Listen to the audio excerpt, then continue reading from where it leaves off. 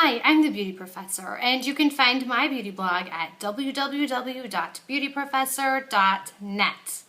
Today I'm going to be doing a quick swatching session featuring the Kanebo Sensai Cellular Performance Cream Foundation, which I've already done a video on and also a review on my blog, but I recently received samples of all 8 shades of the foundation, and for those of you looking to find your perfect match in this foundation, I've taken pictures of the foundation swatch-wise, and so you'll get to see all 8 colors on my arm, but I also thought that I would showcase them in this video, which should hopefully make this doubly useful to you if you're searching for the perfect match in this particular formula.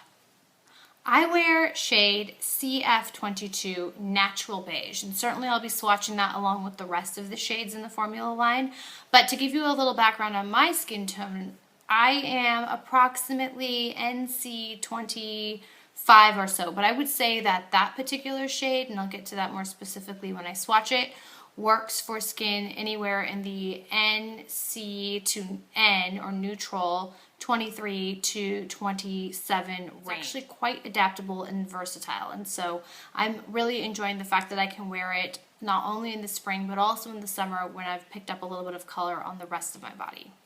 And on to the swatches. So the first shade in this range is Creamy Beige, which is CF11, and I'm going to go ahead and swatch it in the same place each time. You'll get to see comparison swatches on my blog, but this will just be for the purposes of the video.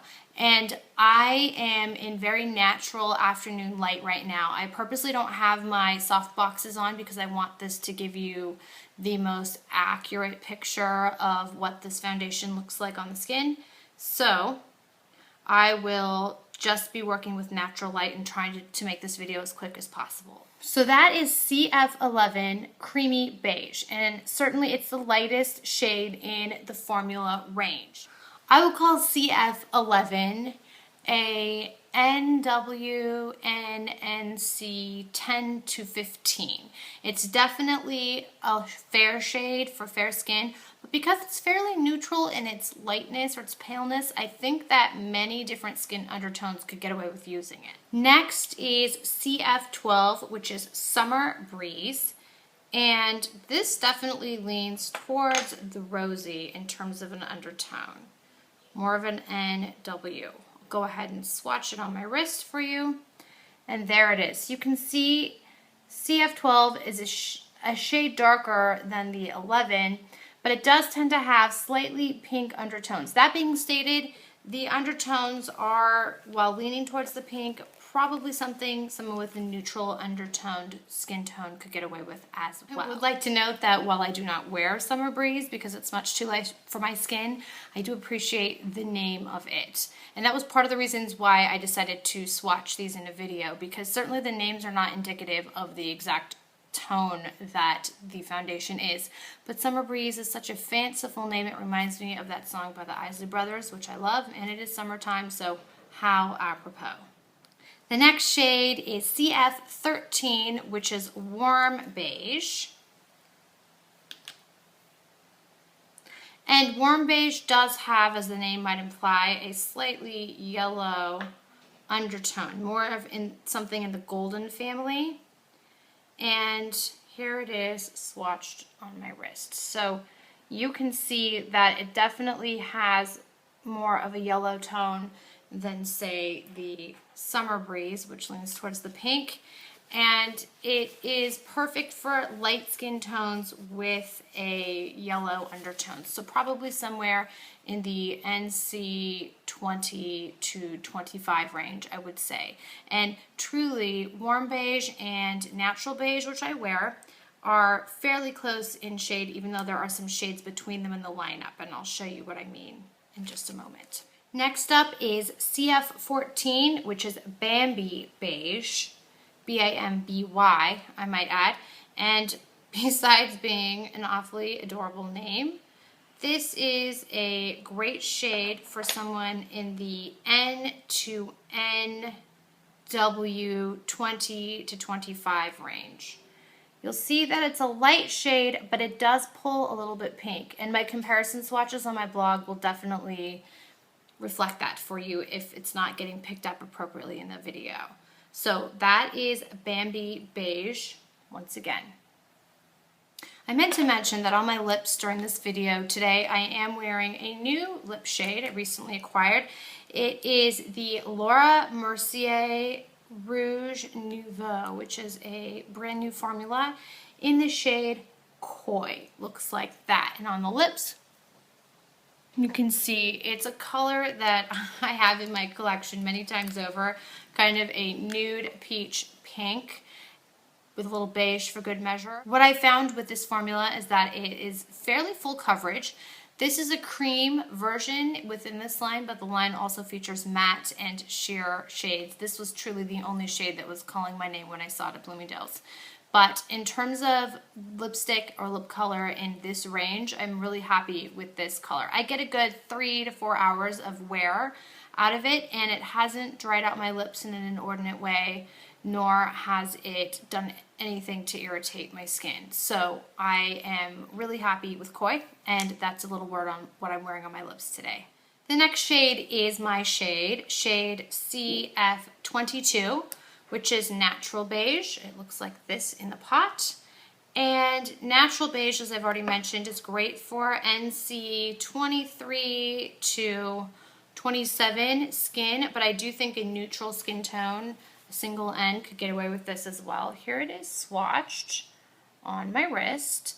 It's got beautiful neutral to yellow undertones, and I appreciate how adaptable it is. I've been able to wear it for months now, and it's currently on my face so you can get a better close-up of what's going on. As I've mentioned in previous reviews of this foundation, it's got a beautiful skin-like dewy finish but lasting properties that make it really viable for someone who needs to wear it for hours on end. And so Natural Beige, I suspect, will be my color for the whole year. I don't plan on getting any more major sun on me for the rest of the summer, and if that remains as planned, then I will be wearing this shade. It's definitely my shade, and I've really very rarely found such an excellent match for my skin tone. As promised, I said I would show you the difference between warm beige and natural beige side by side. It's the only comparison swatches I'm going to show in this video. So here they are. We've got warm beige up here and natural beige down there. Lighting's getting a little wacky. But you can see that natural beige takes on a much more golden yellow undertone.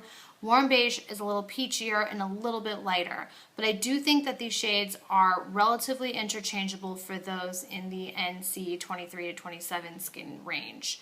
I think that you could get away with either one. It'll just depend on your preference for undertone.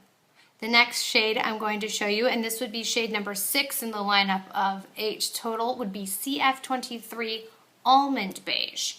And there is a significant jump from natural beige to almond beige in my experience. So this is almond beige in the pot, and on a swatch it looks like this. Here is almond beige, and almond beige is suitable for NC 30 or so skin. It would probably be the shade I would bump up to if I needed to have a darker shade. I'd say NC 30, maybe to NC 33 if we could parse it out in those increments. Then we have CF24, which is Amber Beige. And we're getting to the end of this lineup.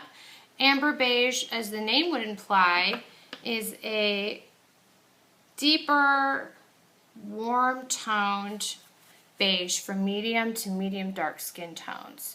So this is probably more in the NC 35 to maybe even 40 family. It's got enough neutrality for somebody who just has neutral skin tone, or maybe even neutral leaning towards the rosy, to wear it. There's not really another rosy offering in the darker shade spectrum. So this is going to be the shade that somebody who is in the 35 to 40 range would want to embrace. And then finally we have CF25, which is Topaz Beige.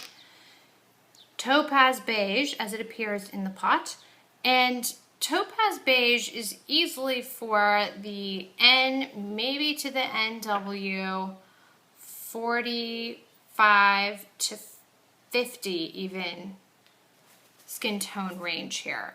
It does have a rather rosy undertone, more of a true beige, but certainly a dark beige. And so because of that, it could work for all skin undertones. It's not so pink that somebody with more golden undertones couldn't get away with it. But as the darkest shade in the lineup, I think that Kanebo Sensai did a great job of creating a versatile undertone so that most people with skin this dark could get away with it independent of their individual undertones. And that concludes my swatching in action for the Kanebo Sensai Cellular Performance Cream Foundation.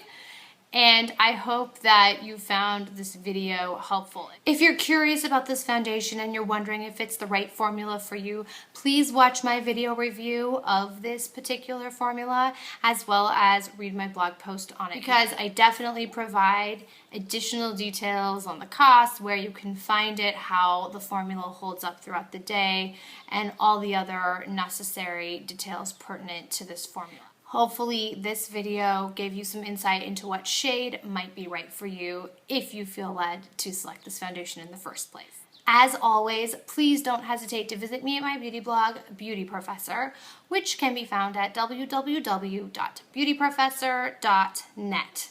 Take care.